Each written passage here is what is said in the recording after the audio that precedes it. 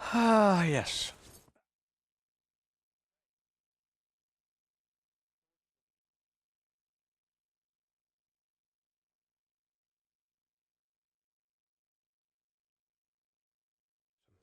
We are so pleased to welcome back Deacon Dennis Dorner from the Archdiocese of Atlanta to the living room here to talk about the celebration of the Feast of Corpus Christi, but most especially the 2019 Eucharistic Congress, which is a huge event. It is indeed. Welcome back. Thanks so much. Thanks for having me.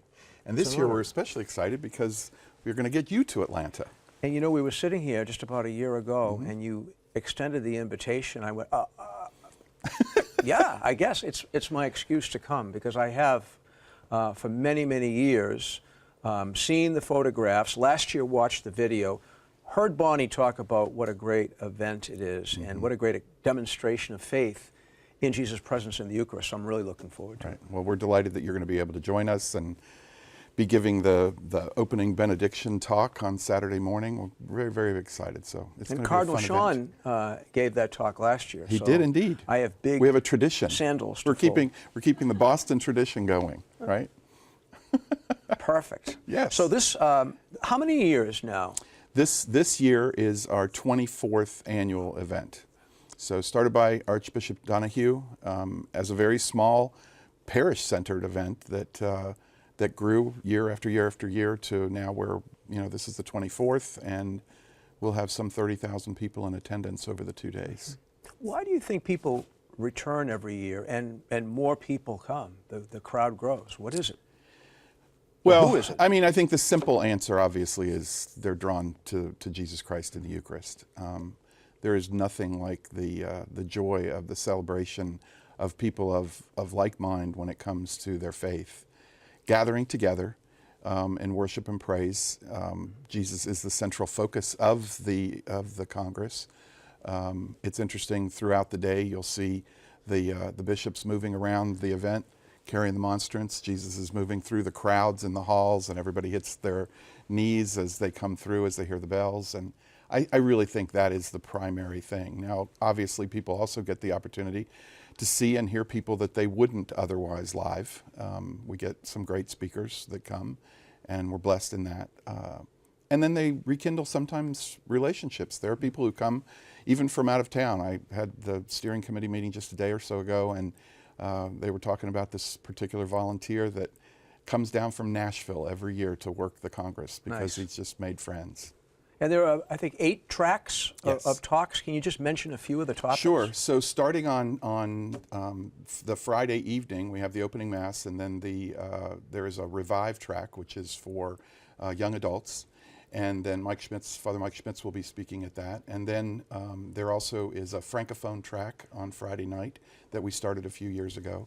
Then on Saturday, we've got the Vietnamese track, the English track, the Spanish track, an American Sign Language track, kid track, middle school track.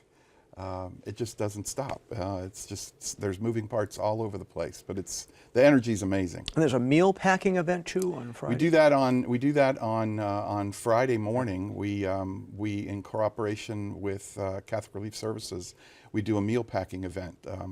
We packed somewhere close to 200,000 meals last year. On Friday morning, so that was a lot of fun as well. And I hope we're going to be able to bring at least some of this to our audience here on Catholic TV. Is that in the works? Well, we surely hope so. You guys have been a major part of sharing the message the last few years, and I know that we've spoken already with your people to make sure that you have access to record the speakers that are allowed to do that, see the procession, record some of that, because that's one of the most amazing things on Saturday morning is the Eucharistic procession around the convention center. So yeah, we're delighted you're going to be there and be part of it. You were telling me before the show that you were at a meeting of priests in Atlanta, and somebody asked you what you do, and you started listing, because this is only one of your responsibilities. There are many. What are some of your other good works in the Archdiocese of Atlanta? Well, I'm the chancellor for the Archdiocese, so I have responsibility for the records. I have some wonderful people that work in archives. I'm also the director for the Office of the Permanent Diaconate. We have 275 deacons in the diocese and 50 men in formation. Again, I couldn't do any of this without a great team. The Office of Life, Dignity, and Justice, which is our Respect Life, Justice and Peace, Prison Ministry, and Disabilities Ministry, falls under me. I try to help work help those directors avoid the speed bumps so that they can get out in the field and do their work. We lost our director of divine worship a few years ago, and I was in the room at the wrong time. So I have that. I know how that happens. You can do that, right? And I don't know how to tell the Archbishop no. But you know, it's not one person. It's a collaborative effort, and it's a joy to be involved in all of it. I never have a dull moment, that's for sure. When I'm in a meeting and Cardinal Sean is there and he's talking about some initiative, I back my chair up and I hide behind someone so he can't see me. That works sometimes. I need to try that very soon. And among your many responsibilities, of course, is your involvement in the 2019 Eucharistic Congress in Atlanta, June 21st and 22nd. If you're not in the Atlanta area, get a plane ticket and come on down. Oh, yeah. I never would have imagined a year ago that I would be the pastor of Blessed Sacrament Parish in Walpole, Massachusetts, but I am. I have a great devotion to the Holy Eucharist, so I'm so looking forward to being with you and tens of thousands of others. Deacon Dorner, thank you so much. We can't wait to see you there. Very good. Thanks see so you in much. Atlanta. Absolutely. And now we're going to go back to more of This Is the Day.